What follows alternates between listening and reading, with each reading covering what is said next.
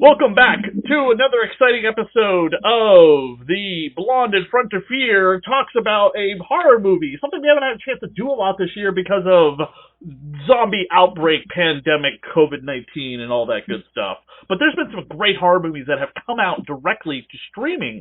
If you haven't had a chance to go to the drive-in, or if there isn't a drive-in near you, which is where I recommend going to go see a movie until we get this thing under control. Cati the Blonde in Front of Fear is back to talk with us about We Summon the Darkness, a dark comedy horror movie. Hey, creeps. Yes, the Blonde in Front of Fear is here to talk to you about We Summon the Darkness, directed by Mark Myers, written by Alan Trezza, and starring Alexandra Daddario, Ian Johnson, Maddie Hassan, and Amy Forsyth, with a special little appearance by Johnny Knoxville. Now, this film is about three best friends in 1988 Indiana who embark on a road trip to a heavy metal show. While they are there, they bond. Now, the three best friends are Alexis, played by Daddario, Val, played by Maddie Hassan, and Beverly, played by Amy Forsyth. They meet three guys at this rock show, heavy metal show, Ivan, Mark, and Kovacs. They bond during the show, and instead of going home in their different ways, they say, hey, let's all go to Alex's country home and have a little after party. And that's where the twist, and that's where the fun happens and doesn't happen. Now, throughout the film, or at least throughout the beginning of the film, the film sprinkles a little bit regarding satanic cults and a series of murders that have been happening around the Indiana area regarding these satanic cults. Now, this is fairly accurate. There are many murders that were going on in the late 80s that were blamed on Satanists and satanic cults. One of the most famous is the West Memphis 3. As we know, that was not true, what they did. I like how they kind of touched on that, and I like certain things about the film, but when you've got something set in 1988, then damn it, you need to do your research. And this is kids is where I got a little bit annoyed. They didn't do stuff right with the money. You have a woman who comes to the house saying that she saw cars, and she called on her cell phone, the cops. 1988, you need to be pretty damn rich to have not a cell phone, it's a car phone. And you wouldn't call it a cell phone. There's a little bit with the lingo. I actually did some research on this by talking to some of my family members that are, older than me, and I asked, did you call it in the 80s? One, they didn't really know anyone who had that. Two, if they called it anything, it would be like a portable phone or a mobile phone. All throughout the film, these are little things that annoyed me because, again, if you're going to do 88, then make sure you do it right. Unfortunately, I did not think this did it right. They were just sloppy mistakes.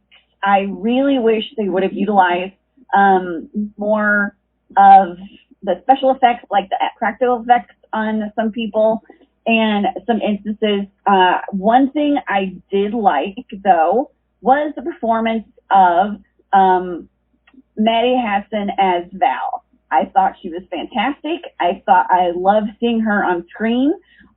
She honestly, and that says a lot when you've got one of the most beautiful women in, I think, film history, Alexandra Daddario. I loved watching Maddie Hassan, and honestly, I was very disappointed when what happened to her happened. Spoiler alert, she met her end. They really should have, I thought it would look cheap, and they should have given her at least that end scene where you saw what happened to her. Boo on you. I didn't like the fact that they, I don't know. There are a lot of things I didn't like about the film. I did like when the kids were talking about it's a small little part, but all six of the kids, the three boys and three girls, they're talking about Megadeth and Metallica. That was a nice little thing. That was a nice little memory of the 80s. If you don't know those bands, look them up. They're pretty spectacular. But overall, I just thought this was just sloppy. I really wanted to like it more.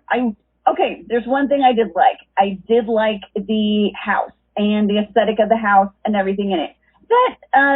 The furniture, very late 80s, you know, kudos to that. But other than that, kids, I would say skip it.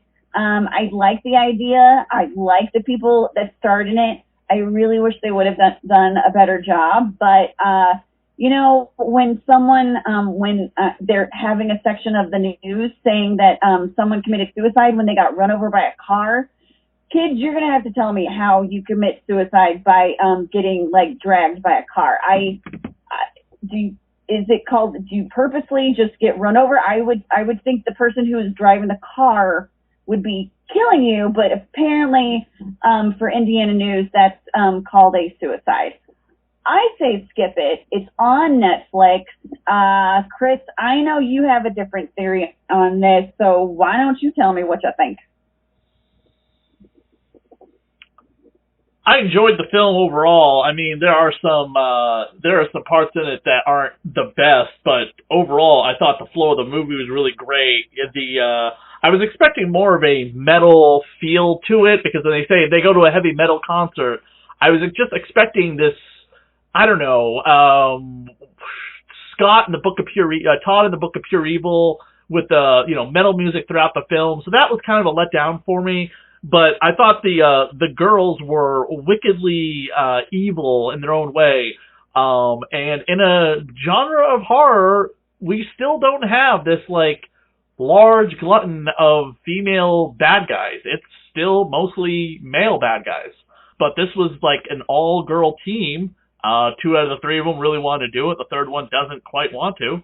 Yes, and in fact, I will give the third one credit. Amy Forsyth, who plays Beverly, she right now has my vote for best worst weapon in a film for 2020 when she uses a portable motorboat to defend herself and others. Bravo. I thought that was horrible. Mark Myers, I don't know him from very much other than My Friend Dahmer. And then the writer of the movie wrote another movie that the love of my life is in, Burying the Ex, where she plays the very cute but horror-loving goth girl ice cream chick that the main antagonist, the late great Anton Yelchin, falls in love with.